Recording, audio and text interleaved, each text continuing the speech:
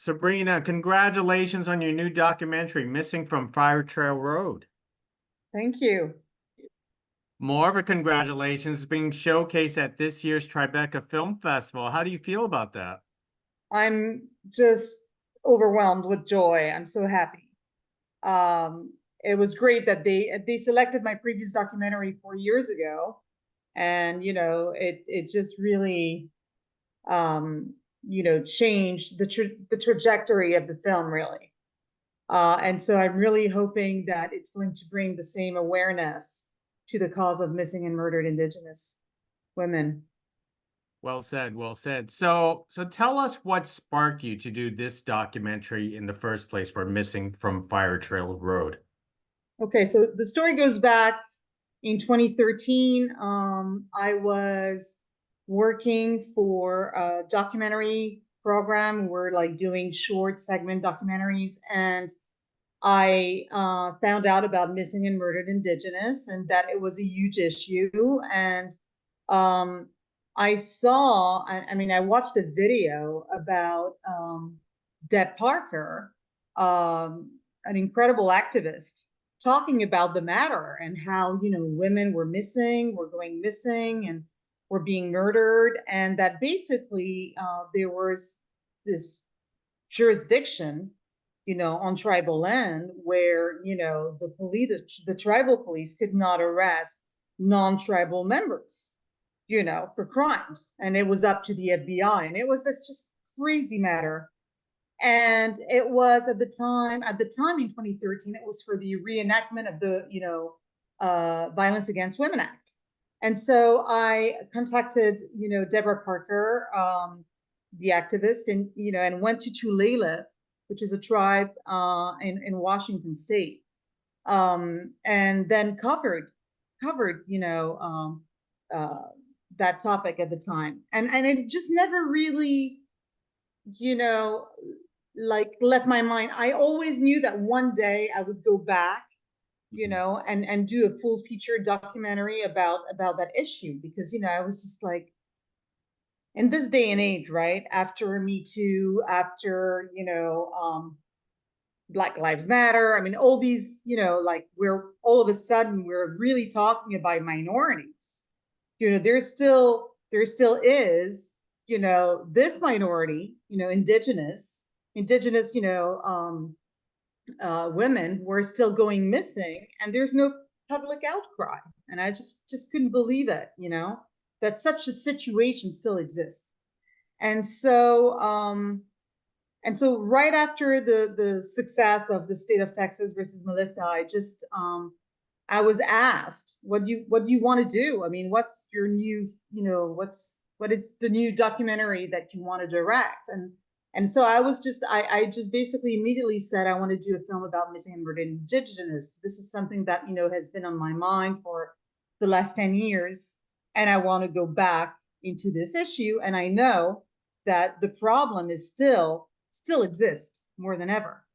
And so I contacted Deborah Parker again, that activist that I contacted 10 years prior, and offered her to become the executive producer of my film. And we basically did this film together. Wow, that is pretty awesome. So Yeah. so how did you find the family of Mary Ellen Johnson Davis and her story? How did you come across that? Well, so I knew the Tulalip tribes, right? And so when I found out that someone, like a woman, had gone missing from Tulalip, and there was this huge reward, on the posters to find her, and that's I thought it was quite unusual, like a reward from the FBI, a reward from the tribe, quite an important one. And I was like, wow, I know this tribe. I've been there before. I kind of remember, like they said she was missing from Fire Trail Road. I remembered Fire Trail Road going there, and I was like, wow, someone has actually gone missing, and she really doesn't look like the kind of woman who would go missing. She's not very young. She's in her, late 30s, was married. I mean, I was just like, okay, what happened? And so I started looking for her family. And that's really how it started. Just really like instincts and just like me being like, well, I know this place, and she was missing from there, and also, I mean, she went missing in the morning, like at 11 a.m., going from one place to another in one of the busiest streets in Tulelip. And I was just like, what happened to her? What happened to her? Mhm. Did someone kidnap her? I mean, how could she vanished in plain, daylight and nobody knows about it? And specifically in such a small, tiny tribe after all these years, not even, not to know what happened to her, or, not to have found a body or anything. That was just really crazy to me. And that's how I started. And then I met her family. I met her sisters. And on the very first time I met the sisters, they said to me that they were all alone, that they didn't know at the beginning who to contact even. That basically, their sister had gone missing, and, they didn't know what to do, and that, they had never met anybody from the FBI. They had never, met anybody at the police station even. And so it was just like really like crazy to me, because what struck me was that had been non-native, right? If she had been a white woman, they would have looked for her. They Mhm. would have, and that's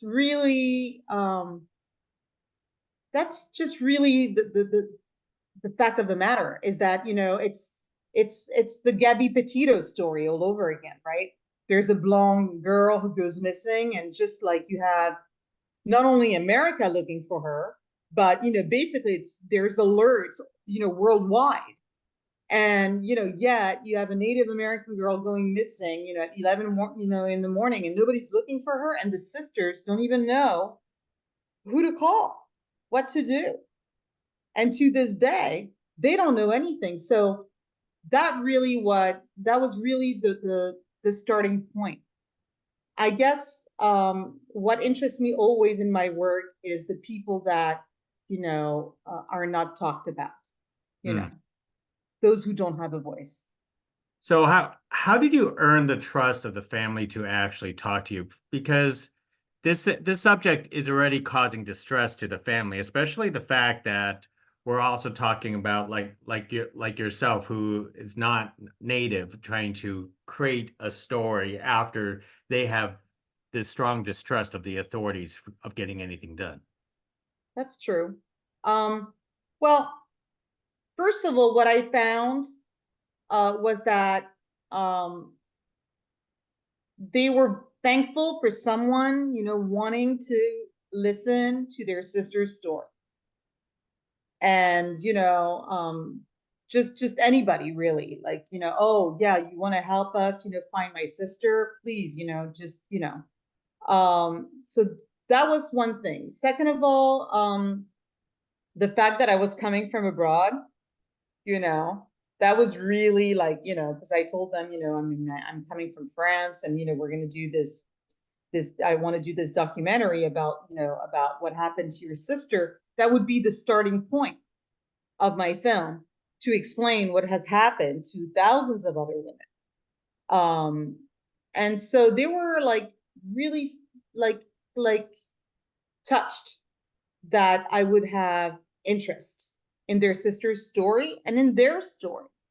And so it was really like a trust that was kind of immediate, really, because I said, okay, let's go, let's do it. And the thing is, what I found out is that they are indigenous. Like most of the time, there's like, it's just all a question of how they feel with you, if they Mhm. trust you or not, if you're welcome or not. It can be quite, scary at the beginning, because you don't know if, you're going to be welcome.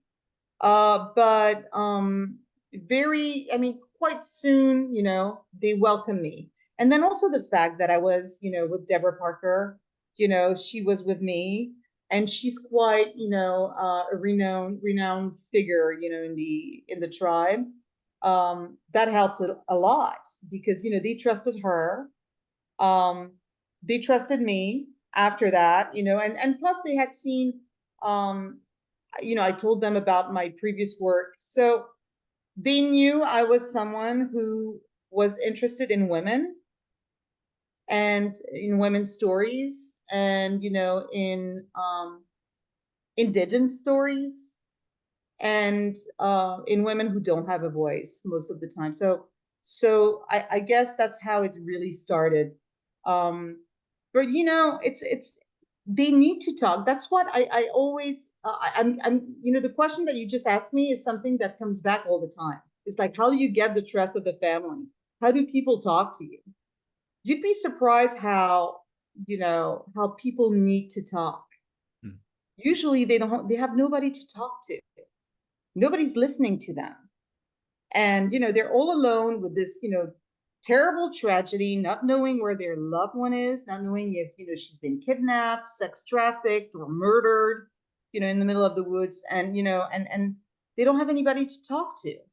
And the fact, when I come along most of the time, and it's not only on this story, but also for some other stories, usually people like open up, and it's healing. It's healing to them to finally be able to cry and to express themselves and to have someone who's interested. Wow. So out of all this, research and filming your documentary, so what's the conclusion that it's just some kind of systematic system that that's been created throughout history that Absolutely. that has caused all this, huh? it's it's really like transgenerational trauma, if you ask me. I mean, it's something that's always happened, that has always happened. Like, native women have been missing since the beginning of time, really. And they have been assassinated, and they have been raped, and and their children have been taken. And it's just this huge genocide that happened, and that has never really been recognized. And this, for me, I mean, this is why, I mean, it was very important to go back into the history of the tribe and to explain what had happened, to explain what's happening today. This is just a continuity of everything that has happened in the past. you know um when we talk about what happened in the boarding schools and how children were died, and there's unmarked graves all over, and they were raped, and so many never made it home, and nobody cared, right? And uh it's still is still going on today, but in a different way, that nobody cares still. Like, I've worked with many minorities, right? I have never seen that level of prejudice in my life. I mean, the level of racism that Native Americans face. I mean, when that the numbers, I mean, are staggering, right? I mean, when that Native women are like six times, have a higher rate, of being murdered that any other, American women. I mean, this is really tells you something, right? It's really crazy. Um, and it's not a myth, because when I was there, I saw it. I saw it myself. It's like every single family knows someone who's gone missing. Hmm. Every single family has someone who's been assassinated or murdered or raped. I mean, it's just like, it's such an incredible, like, epidemic that some mothers prepare their daughter for when they're going to be raped, because they know that it's going to happen. We're talking like generations. On Mary Ellen's family, to give you an example, um I mean, every single woman in her family for at least 5 generations, every single one of them has been raped. That is astonishing. How Yeah. is it possible?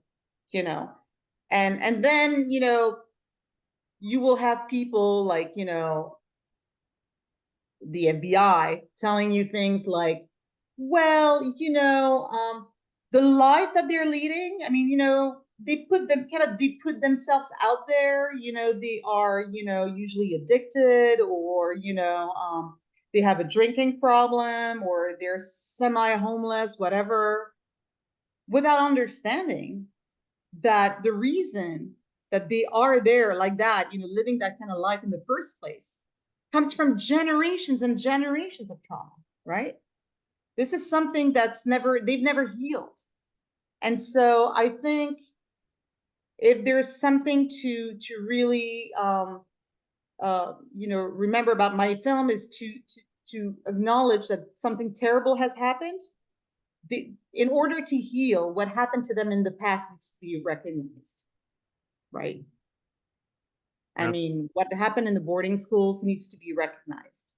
The fact that, you know, they have been, you know, raped and murdered forever needs to be acknowledged. And today they need to have the same treatment that any other American woman would, you know, would have.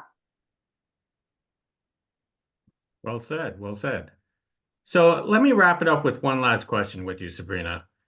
As audiences have a chance to watch this film, especially here at Tribeca, what's the one most important take you hope they walk away with? Wow. Well, I guess exactly what I just said. You know, if they leave, you know, after watching my film, if they remember that basically healing cannot take place today if you're not, you know, kind of, you know, washing the past, right? Mhm. Because it's a continuity. And, you know, a genocide needs to be acknowledged. Something has taken place that was really, really horrible. And I guess my hope is that, you know, they come out of this film, you know, thinking, oh my God, we really did these people wrong. And, you know, we really need to, you know, like kind of, you know, do something about that. You know, I think that would be really what I would like. But also, I know for a fact that most people don't know anything about that story, right? I think, and so that's the reason why I did this film, so that people know, so that people find out about what happened 100 years ago and what's happening today with women still missing. I mean, you had Killers of the Flower Moon, and people are like, "Oh yeah, wow, Killers of the Flower Moon," but that was 200 years ago. It's still happening in a different way, but it's still happening. And I think I know people have no idea. So really, if people could walk out of my screenings and be like, "Oh my God, I had no idea this is actually happening today, and no idea this actually happened 100 years ago," and you know that would be enough for me. Well said. Sabrina, thank you very much for speaking to us about Missing from Fire Trail Road. It is a captivating story, and people should watch it all the way to the end to find out because you made it into sort of like a mystery with few twists and turns. So it catches people's attention, and hopefully we get to do this again, obviously. Actually, yeah, that would be great. Appreciate it, Sabrina. Thank Thank you you. very much. Bye bye.